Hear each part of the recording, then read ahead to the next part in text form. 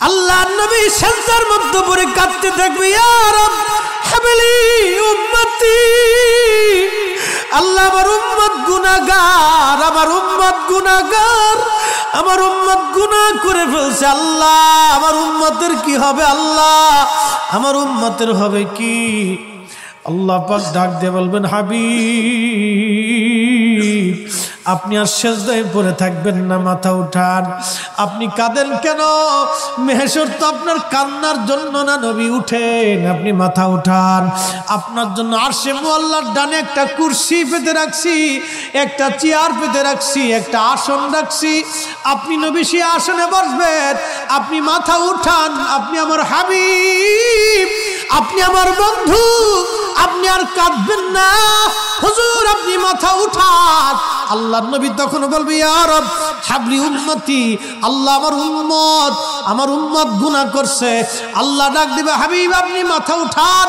আপনি সর্বপ্রথম হামদের পতাকা উড়াবেন, আপনি সুপারিশের পতাকা উড়াবেন, আপনি যাকে খুশি তাকে নিয়ে জান্নাতে চলে যান।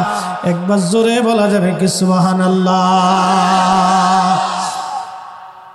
নবী আমার ডেকে বললেন, আয়েশা রে, মানুষের জীবনের কঠিন সময় যখন তার মৃত্যুর সময় এসে যায়, কঠিন মৃত্যুর দূত আসে, যখন গুনাহগার ব্যক্তি, যখন নাফরমান ব্যক্তির কাছে মৃত্যুর দূত আজরাইল আলাইহিস সালাম আসে, বিকট চেহারা নিয়ে আসে, দুর্গন্ধময় পোশাকগুলি নিয়ে আসে, দুর্গন্ধময় পোশাকগুলি নিয়ে আসে, বান্দাকে ধরতে আসে।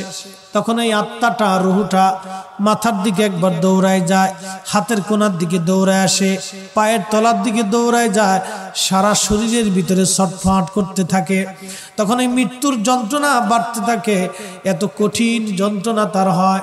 নবী বলেন, আয়েশা রে শোনো, একটা উট জ্যান্ত হালতে জবাই না দিয়ে উটের চামড়া ছিলাইলে যেই রকম কষ্ট হয়, আয়েশা রে এই উটটাকে জিন্দা হালতে 100 বার যদি উটের চামড়া তুমি সেলাও, যে পরিমাণ কষ্ট হবে আয়েশা, একজন বেঈমানের মৃত্যুটা এরকম ভয়াবহ কষ্ট হতে থাকবে। আয়েশা রে তুমি কি জানো ইমানদারের মরণটা কেমন হবে? ইমানদারের মরণটা আজরাইল আসবে, সুন্দর পোশাক নিয়ে, সুন্দর সুরত নিয়ে এসে বলবে, ইয়া আইয়্যুতুহান নাফসুল মুতমাইন্না তুরজিই ইলা রাব্বিকি রাদিয়াতাম মারদিয়া ফাদখুলি ফি ইবাদি ওয়াদখুলি জান্নাতি।